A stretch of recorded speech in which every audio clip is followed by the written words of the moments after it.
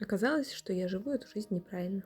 И это осознание ко мне пришло совсем недавно. Сейчас поясню. Каждый день мы бежим за успехом, за мечтами, которые навязывают нам другие. Гонка за признаниями, за достижениями, она никогда не останавливается. Нам транслируют успешный успех изо всех утюгов. Но что, если мы просто остановимся на секунду, ощутим тишину и умиротворение? Ведь счастье, оно не кроется в успехе или достижении. Счастье кроется в простых мелочах. Времени с близкими, вкусной еде, умиротворении. Давайте сделаем паузу и найдем спокойствие в каждом дне. Находите счастье в простом.